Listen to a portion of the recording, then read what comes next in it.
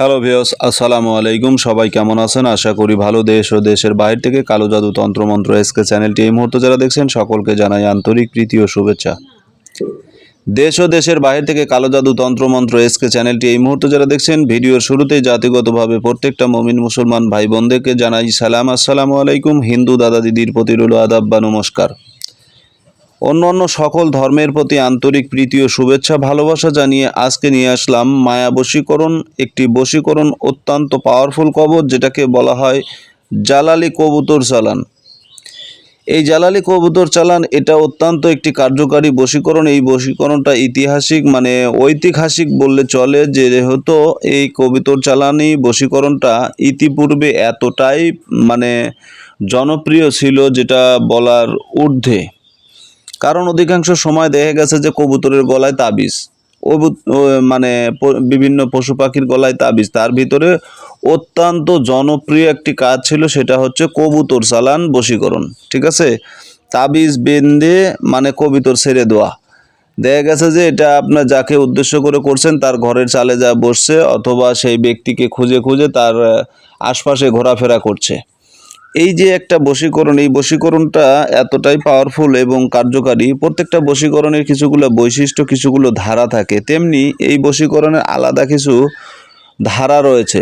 যেমন বশীকরণটা করার সঙ্গে সঙ্গে দেখা যাবে সেই মানুষটা উন্মাদ হয়ে যায়। এই বশীকরণটা, এই জালালি কবুতর চালান বশীকরণ করলে মানুষটি উন্মাদ হয়ে যায় এবং মুহূর্তের ভিতরে সে আপনার সঙ্গে দেখা এবং আপনার সঙ্গে সাক্ষাৎ করার জন্য সে পাগল হয়ে যাবে। নিজেকে স্থির রাখতে পারবে না, কারণ কবুতর পাখি এগুলো তো কখনো স্থির থাকে না। এখান থেকে উড়ে ওখানে যাচ্ছে, ওখান থেকে উড়ে ওখানে বসতেছে। ঠিক তদ্রূপ ওই মানুষটার মনটাও যেন ওই রকম ছটফট করতেছে এবং এক জায়গা থেকে অন্য জায়গায় স্থানান্তর হওয়া শুরু করে দেয় বারবার।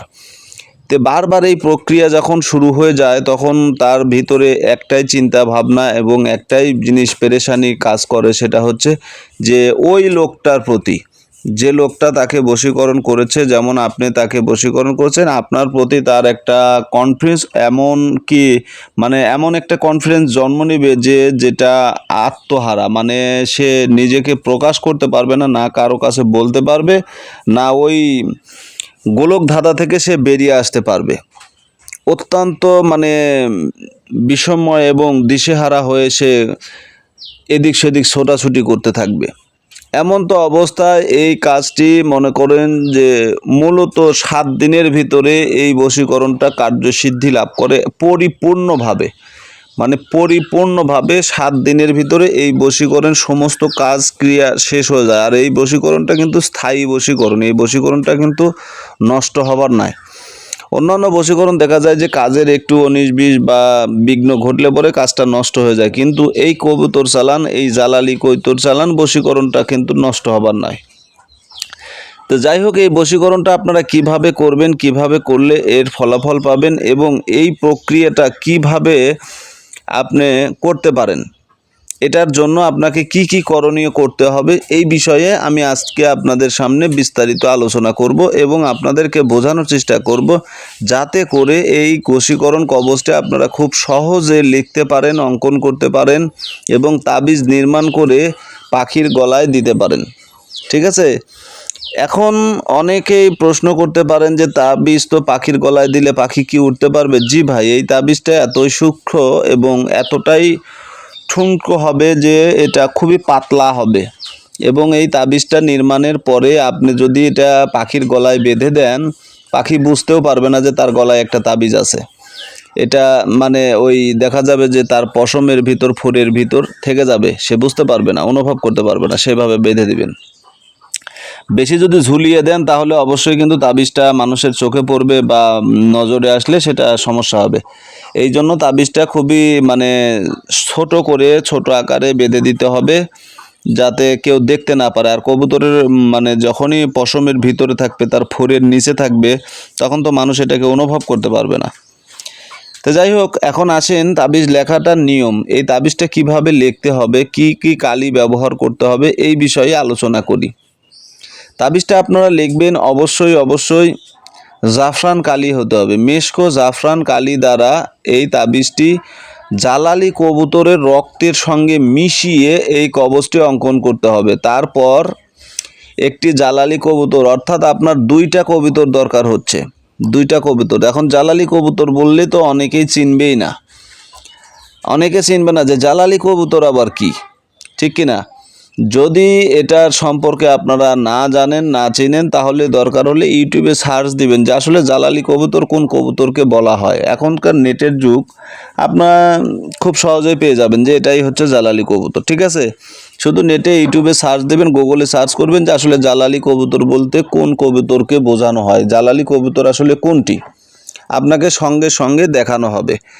এই কবুতর, 2টা কবুতর আপনি নেবেন। আপনি যদি কোনো নারীকে বশীকরণ করেন, অর্থাৎ প্রিয়াকে যদি বশীকরণ করেন, তাহলে আপনাকে অবশ্যই 2টা নারী কবুতর আপনাকে কিনতে হবে, অর্থাৎ পায়রি কবুতর কিনতে হবে। এরপরে একটা পায়রিকে জবাই করে তার রক্তের সঙ্গে মেশকো জাফরান কালি মিশিয়ে আপনি এই কবুতরের রক্ত দ্বারা আর মিশ্রিত কালি দ্বারা একটি তাবিজ অঙ্কন করবেন। সবচাইতে ভালো হয় এই তাবিজটি অঙ্কন করার পর এই তাবিজটি সুন্দর করে আবার ওই যে আরেকটা কবুতর আপনি রেখে দিয়েছেন সেই কবুতরের সাথে তার গলায় বেঁধে ছেড়ে দিবেন, বাস আপনার কাজ হয়ে যাবে ইনশাআল্লাহ। দ্বিতীয় যে নিয়মটা হচ্ছে, যেটা পারফেক্ট নিয়ম, যেটা আপনাকে খুব দ্রুত এবং খুব অল্প স্বল্প সময়ের ভিতরে যার কার্যকারিতা মানে আপনার সামনে প্রকাশ পাবে, সেটা করার জন্য আপনাকে কি করতে হবে, 2টা কবুতর আপনাকে সংগ্রহ করতে হবে। তবে একটা কথা মনে রাখবেন, এখানে কিন্তু অতটা রক্ত ব্যবহার আপনার না করলেও চলবে। এটা হচ্ছে তাবিজ, এটা হচ্ছে এই যে কবুতর চালান যে তাবিজ, এই তাবিজটাই আপনাদেরকে অঙ্কন করতে হবে। এই তাবিজটা অঙ্কন করার জন্য আপনাকে কি করতে হবে? এখন 1 নাম্বার আপনাকে জাফরান, মেশকো জাফরান সংগ্রহ করতে হবে। 2 নাম্বার আপনাকে কবুতরের রক্ত সংগ্রহ করতে হবে। কবুতরের রক্ত, 1 ফোঁটা রক্ত দিলেন পানির সঙ্গে, জাফরানের সঙ্গে মিক্স করে, বাস আপনি ডালিমের ডাল দিয়ে সুন্দর করে কলম বানাবেন। রোল চাষা যে, পেন্সিল চাষা যে মেশিনগুলো আছে 5 টাকা করে দাম, ওগুলো দিয়ে একটা কলম বানিয়ে নেবেন। সুন্দর লেখা যায়, যারা জানে এটা মানে অনেকেই মানে আশ্চর্য হয়ে যাবে, আরে ডালিমের ডাল বা বেদেনার ডাল এগুলো দিয়ে কি আবার কলম বানানো যায়? জি ভাই, বানানো যায়। আগের যারা আজ থেকে মানে 20 বছর আগে লেখাপড়া করছে তারাই বুঝতে পারবে। আমরা যখন ওই আপনার 86 সনে লেখাপড়া করছি স্কুলে, যখন আমরাই লেখছি বিভিন্ন, আমরা কঞ্চি দিয়ে লেখছি, বাঁশের কঞ্চি দিয়ে লেখছি এবং বিভিন্ন ডাল দিয়ে আমরা লেখছি। দোয়াত কলম ছিল, তখন এরকম কলম ছিল না, আমাদের যুগে কলম ছিল না। আমরা যখন লেখাপড়া করছি তখন কলম ছিল না, অনেক পরে কলম আসছে। আমরা দোয়াত কলম দিয়ে লেখছি, টিপ কলম যেটাকে বলেন এখন, এই দোয়াত কলম, দোয়াত কালি দিয়ে আমরা লেখছি। যাই হোক, এটা লেখা অত্যন্ত কঠিন আবার সহজ। এটা দিয়ে আপনারা লিখবেন, ঠিক আছে? লেখার মাধ্যম, লেখার পরে আপনি এই 2টা তাবিজ লিখবেন ভোজপত্রে। লেখার পরে এই একটি তাবিজ আপনি কবুতরের গলায় দিয়ে দিবেন, একটি তাবিজ আপনার শরীরে ব্যবহার করবেন। এই নিয়মে যদি করতে পারেন, ইনশাআল্লাহ আল্লাহ তাআলার অশেষ দয়া মেহেরবানিতে পৃথিবীর যেখানেই থাকুক না কেন, যার জন্য আপনি বশীকরণ করতেছেন, সে ব্যক্তিটা আপনার জন্য পাগলপাড়া হয়ে আপনার কাছে চলে আসবে, ছুটে আসবে। তবে কালো জাদু তন্ত্রমন্ত্র এসকে চ্যানেল থেকে আমি তান্ত্রিক গুরু এস এম সুলতান মাহমুদ আজকের মতো বিদায় নিচ্ছি। সকলে ভালো থাকুন, সুস্থ থাকুন, সকলের সুস্বাস্থ্য দীর্ঘায়ু কামনা করে আজকের মতো বিদায়। যদি চ্যানেলে নতুন হয়ে থাকেন চ্যানেলটা সাবস্ক্রাইব করবেন। ভালো থাকুন, সুস্থ থাকুন, আল্লাহ হাফেজ।